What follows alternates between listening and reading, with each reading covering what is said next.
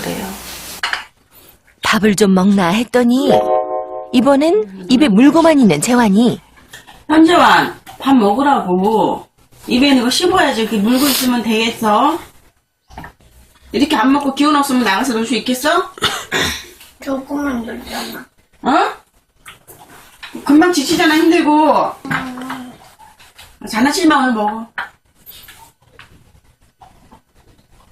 얼른 먹자. 너 지금 30분 동안 이러고 있어. 30분이 거의 넘게. 그러니까 저는 빨리 먹이고 보내야 되니까 국에 말아서 얼른 먹이면 또 말았어? 라는 말 좀 많이 하거든요. 그러니까 그런 데서 좀 실갱이를 좀 하고 욱해서 제 성격에 더 화가 나요. 그런 모습을 보고 있으면. 그러니까 먹자 그래서 안 먹고 있는데 먹자고 야단을 치면은 먹지도 않은 상태에서 또 울고 뚝뚝 눈물 흘리고 있으면 그거 보면 또 더 화가 나. 태어나면서부터 잦은 병치레로 병원에 입원한 적도 많았다는데 그러다 보니 자꾸 억지로라도 먹일 수밖에 없었답니다.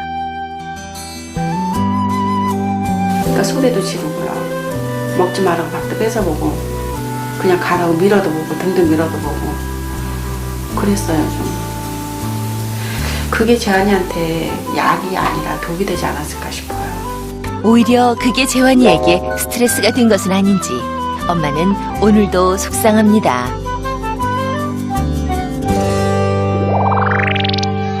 그런데 재환이가 학교에 들어가면서부터 엄마의 걱정이 하나 더 늘었습니다. 각 모든별 수업 시간 친구들이 무엇을 하는지 이리저리 돌아다니며 기웃기웃. 모든 활동에 집중을 못하고 여기저기 돌아다니며 친구들에게 장난만 칩니다. 결국 지적을 받습니다. 친구와 노는 일 외엔 별다른 관심이 없어 보이는 재환이가 선생님도 걱정입니다. 욕심이 별로 없어서 그로 인해서 뭔가 하고자 하는 집중도도 많이 떨어지고 또 이쯤이면 되겠지 하는 그런 작은 것에서 만족해버리니까 더 큰 것을 얻을 기회를 많이 놓치는 편이에요. 대부분의 아이들은 예쁘게 과제를 해오면 자신의 과제가 개시되길 손꼽아 기다린다는데요. 하지만 재환이는 보통 친구들과는 반응이 좀 다르답니다. 각자 자기의 작품을 이렇게 뒤에 게시판에 붙여놓는다든지 아니면은 학교 복도 게시판에 붙여놓는다든지 이랬을 때 재환이는 내 그림이 이렇게 걸려서 친구들이 다 봤으면 하는 그런 욕심이 없어요. 그래서 언제 재환이가 가져오나 이렇게 기다렸는데 제가 말하기 전까지는 뭐 잊어버리고 친구들하고 노느라고. 다른 아이 같았으면 먼저 걸어달라고 했을 텐데 재환이는 선생님이 걸어줄 때까지 한마디도 하지 못했다는데요. 야단 쳤어요 그날 와서. 솔직히 얘기해서 너는 왜 네가 그 선생님 그렇게 너무 너 사랑하시고 너무 좋으신 분인데 너 왜 네가 가져가서 그림 같은 거 그랬으면 해달라고 얘기를 못해. 그랬더니 그냥. 그래서 그냥이라는 말에 제가 화를 좀 많이 냈어요. 재환이가 다른 아이들처럼 욕심도 많고 뭐든 잘해줬으면 좋으련만 엄마의 기대에 미치지 못하니 엄마는 자꾸 엄격해집니다. 읽어주세요. 엄마가 보면 되잖아. 아니 네 거니까 네가 읽어줘야지. 엄마한테 써왔다고 얘기를 해야지. 일본이었어 중국이었어? 그 기억나면서 왜 대답을 안 해? 재환이의 눈물 콧물 쏙 빠지는 공포의 알림장 검사 시간. 아침에도 프린트앱을 가져갔잖아 오늘 아침에. 현재환 너 왜 우는데? 어? 엄마 좀 봐봐. 왜 울어? 왜 우는 이유가 뭐야? 오늘 학교에서 있었던 일도 기억이 안 난다는 재환이. 엄마는 답답한 마음에 계속 다그치게 된답니다. 주의력이 좀 부족하지 않은가. 예를 들어서 그 학습은 꼭 중요한 거예요. 저는 그렇게 생각하거든요. 그러니까 학교를 들어가면 자기 이제 1학년, 2학년 되면서 자기 수준에 맞게끔 수업에 들어가야 되고 공부를 해야 되는데 그런 거 미처 못 들어간다면 저는 문제라 생각을 하거든요. 그러니까 그런 부분들을 좀 많이 놓치는 것 같아요.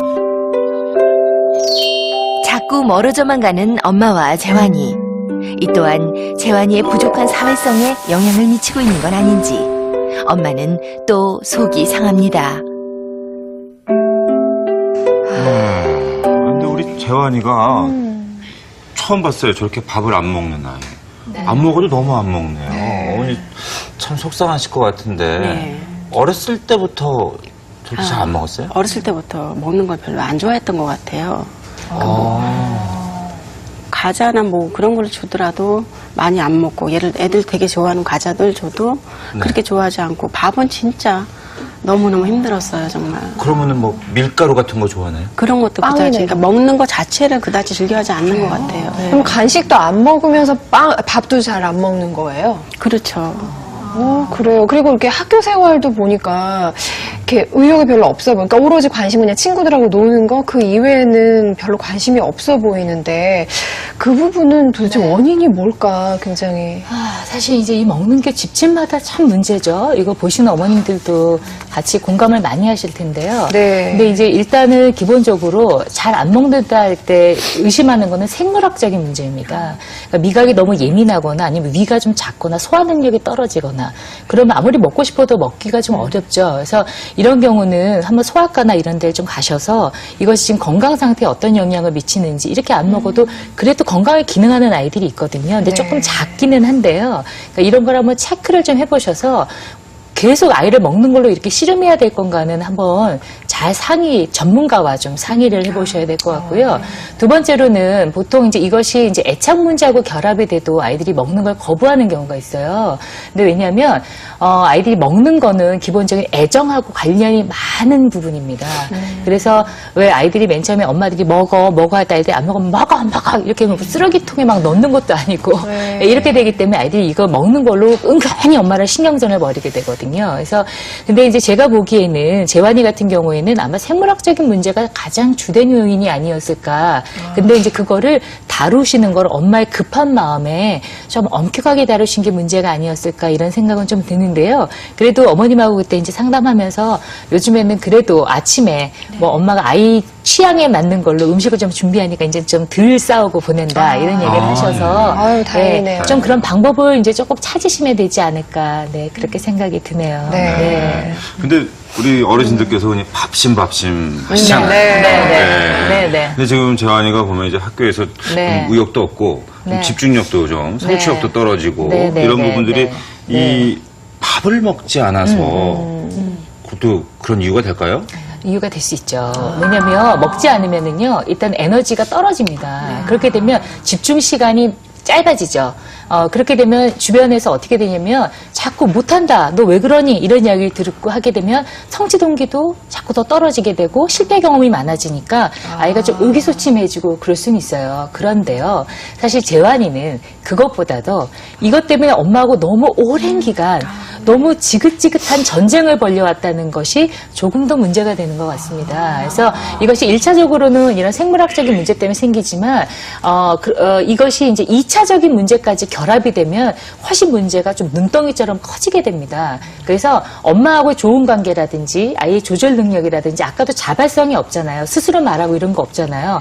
왜냐면 엄마가 계속 시켰으니까 먹어 이런 것들을 했기 때문에 이런 것들이 조금 방해를 줄 수 있죠. 그래서 오히려 재환이는 안 먹는 것보다는 그걸로 시작이 된 엄마와의 밥그릇 싸움 때문에, 숟가락 전쟁 때문에 조금 더 문제가 더 생긴 것이 아닐까. 애착 문제가 더 살펴봐야 될 네. 과제다라고 선생님 지금 말씀해 주신 건데, 좀 더 저희가 확실히 알아보기 위해서 상담을 진행해 봤습니다. 화면 보시죠. 우선 간단한 놀이를 통해 재환이의 모습을 살펴봤습니다.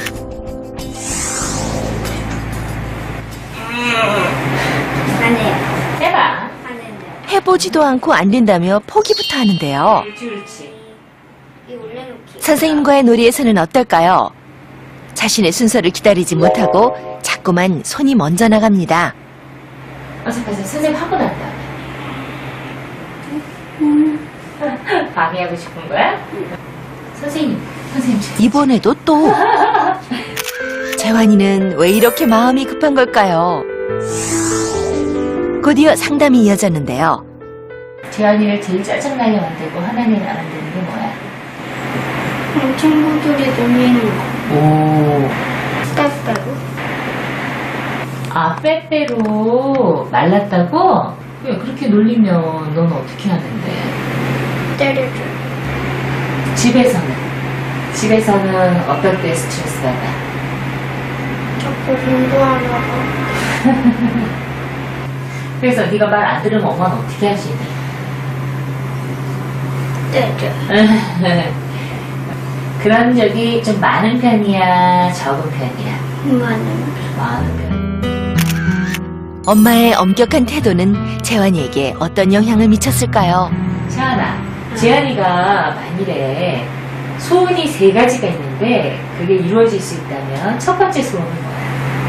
게임 많이 하는 거. 밖에서 물총놀이 하는 거. 친구 집에 놀러가서 딱지 치는 거. 아이고, 나 좀 재밌게 놀았으면 좋겠구나 하는 마음이 있네. 응?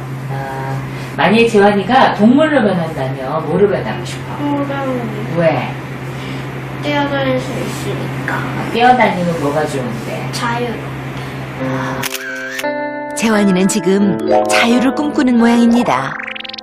엄마와의 상담도 이루어졌는데요. 그러니까 1학년 들어서도 학교를 거의 한 5-6번 이상 빠졌던 것 같아요. 교수가. 교수님한테 전화 와서 아이가 좀 보건실에 누워 있으면 데리고 가라라고 얘기를 하시고, 그러니까 그런 것들이 다 이게 연관이 되다 보니까 저도 아이한테 솔직히 함부로 대하는 게 있었거든요. 그러니까 그걸 안 먹으니까 네가 이래서 그런다라는 것 때문에 저 역시 스트레스 너무 많이 받아서 본의 아니게 아이한테 그런 걸 표출했던 것 같고, 이게 안 먹어 라는 소리가 저는 스트레스를 너무 받아요. 그런 말에 싫어, 안 먹어, 먹기 싫어, 엄마는 한 숟갈만 먹을게 라는 그런, 그러니까 거의 1학년 때는 거의 매 맞고 갔던 것 같아요. 모든 게 욕심에 의해서 좀 이루어지는 건데 그런 것도 정말 많이 걱정이 되거든요.